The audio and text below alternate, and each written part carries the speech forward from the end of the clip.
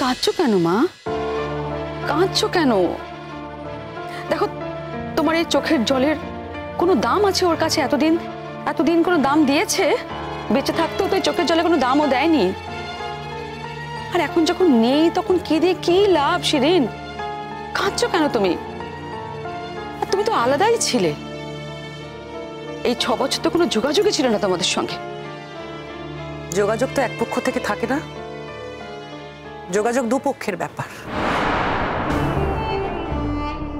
যোগাযোগ তো শিরিন রাখেনি।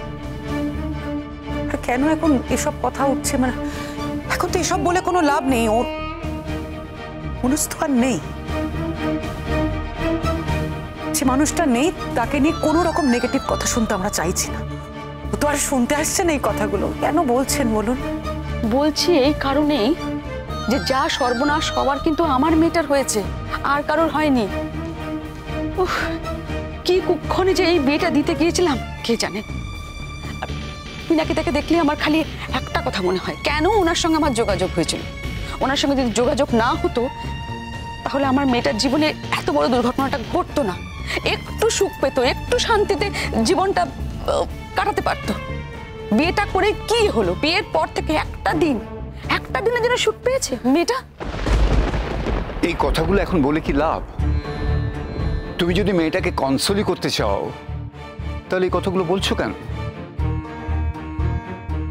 ও যাতে ভালো থাকে, সুস্থ থাকে, সেরকম কথাই তো বলবে।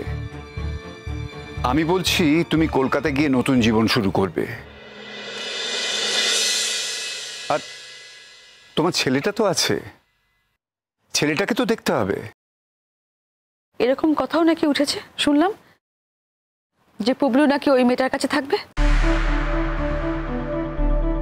হ্যাঁ, আমার সব কেড়ে নিয়েছে। এখন আমার এই ছেলেটাকে আমার থেকে নিয়ে নেবে। আমার মেয়েটাকে তো জেলে পর্যন্ত পাঠিয়েছে। কি বলবো বলো তো, কি বলবো তোমাদের? আর অনুজকে তো কিছু বলার ভাষাই নেই। ওর বাবা তো সেজন্য কত চেষ্টা চরিত্র করলো যাতে সব থেকে বড় লয়ার লাগে। অনেক চেষ্টা করেছে, কিন্তু ওই ঈশ্বর ওপরে বসে হাসেন তো। এখন তো আর কিছু করার দরকারই নেই। আমি কি বলবো? আমার বলার কোনো ভাষা নেই। শুনুন দিদি, এমনি এমনি কিন্তু কিছু ঘটেনি। অনুজ এমনি এমনি ওকে জেলে পাঠায়নি কিন্তু। হ্যাঁ, ওর নিশ্চয়ই কোথাও লেগেছিল।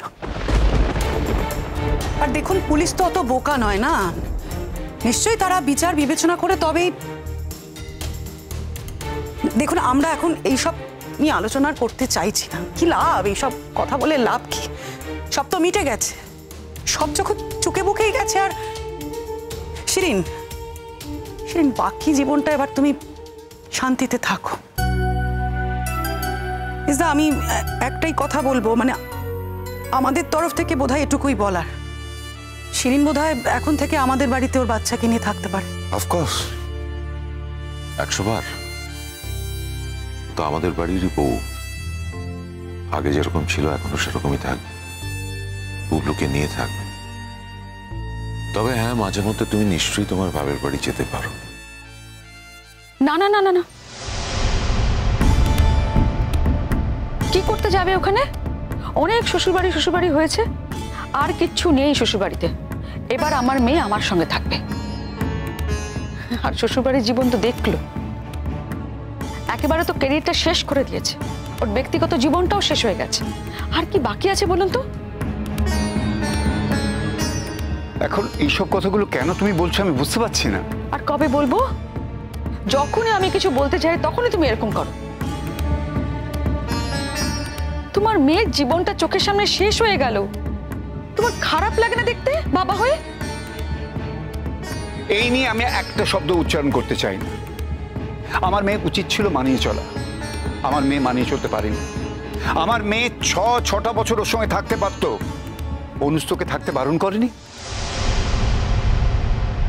আমার মেয়ের কোনো প্রেস্টিজ নেই? আমার মেয়ে তো বরাবর আত্মসম্মান বোধটা বেশি। চাকি, তোমাকে এসব বলার কোনো প্রয়োজনই নেই। আর কাউকে কিছু বললে কোনো লাভ নেই মা।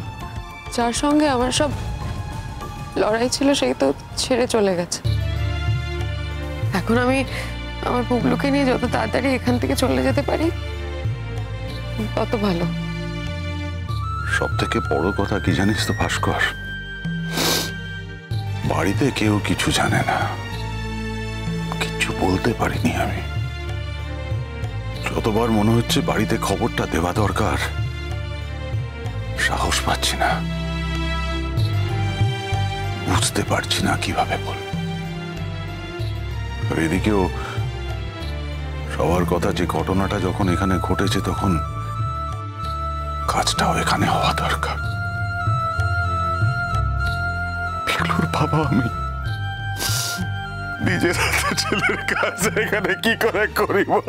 কাঁদিস না, কাঁদিস না পিনাকি, কষ্ট পাস না। সবকিছু তো আর আমাদের হাতে থাকে না। Accident, accident. না, এটা অ্যাক্সিডেন্ট নয়, এটা হত্যা। তুমি দূর থেকে কি করে বুঝে গেলে এটা হত্যা? হ্যাঁ, আমি দূরে ছিলাম কিন্তু শিরিন তো কাছে ছিল। ড্যাডি কেন আসছে না? ড্যাডি আর কোনোদিনও আসবে না। ড্যাডি আসছে না, মামুনিও আসছে না। মামুনির কাছে একটু আমাকে নিয়ে চলো না। মামুনির জন্য আমার খুব কষ্ট হচ্ছে। মামুনি আমাকে গল্প বলতো, কত সুন্দর করে খাইয়ে দিত। তোমরা সবাই কেউ পারো না। এই, আর একবারও যদি ওই মামুনি নামটা তোমার মুখে শুনেছি না, তাহলে এমন মার।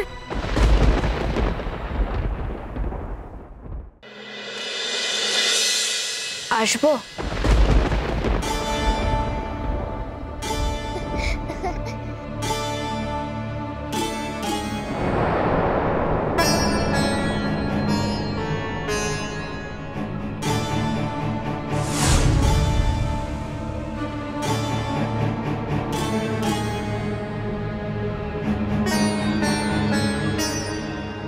মামুনি, আমাকে কেমন বকছো? তোমার কথা বলেছি বলে আমাকে এখান থেকে নিয়ে চলো।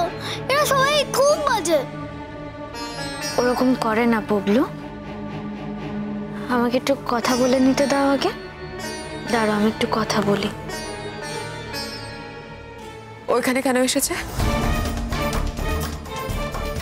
সব শেষ করে এখনো শান্তি পাসনি? এই বাড়ির মায়াটাও ত্যাগ করতে পারলি না? এখনো এই বাড়িতে ঘুরঘুর করছিস? আবার কি হাতানো যায় তার জন্য না? আমি তোকে কি মেয়ে তৈরি করেছিলাম বলতো? হ্যাঁ, আমি তোকে নুন খাইয়েছিলাম বলে গুণ গাইছিস? আমার মেয়ের জীবনটাকে তো পুরো শেষ করে ফেললি। কেন শুধু শুধু এই কথাগুলো শোনবার জন্য এখানে এলি গুড্ডি? তোকে তো আমি না করেছিলাম। আমার আশাটা দরকার ছিল ছোট মা। দরকার? কিসের দরকার? কার দরকার? তোমার সঙ্গে আমাদের কোনো দরকার নেই। Just get out. Get out, I say. নাকি পাওয়ার দেখাতে এসছো? এসপি হওয়ার পাওয়ার? সেটা তো সম্ভব নয়। এখানে তোমরা যা স্ক্যান্ডাল করেছো, তোমাদের জুনিয়র আশেপাশের লোকজনেরা তোমার নামে উপর মহলে রিপোর্ট করেছে, শোকজ করা হয়েছে তোমাকে। সুতরাং সেই উপায় তো তোমার নেই। আমি অত্যন্ত ব্যক্তিগত কথা বলার জন্য এখানে এসেছি। সবাইকে এই কথাটা জানানো খুব জরুরি। শোনো, তোমার কাছ থেকে কোনো কথাই জানা আমরা জরুরি মনে করি না। কথা যখন বলতে এসেছি, শুনতে তো কোনো দোষ নেই। না না কথা মানবে কি না মানবে সেটা পরের কথা। না বাপি, আমি ওর কথা শুনতেও চাই না, ওকে আমি এখানে দেখতেও চাই না। ওকে দেখে মনে হচ্ছে যে অনুজের হত্যাকারী এখানে এসে দাঁড়িয়েছে। ওকে তাড়িয়ে দাও, ওকে এক্ষুনি এখান থেকে চলে যেতে বলো। এমনি চলে যাব, দাঁড়ানোর কোনো দরকার নেই। কেন মামুনিকে এরকম করে বলছো তোমরা? মামুনি কত ভালো। মামুনি ড্যাডিকে কত যত্ন করতো, আমাকে কত ভালোবাসে। আর তোমরা মামুনিকে এরকম করছো? আমি মামুনির কাছেই থাকবো, তোমাদের কাছে যাব না। জানো, ওরা আমাকে নিয়ে যাবে বলছে।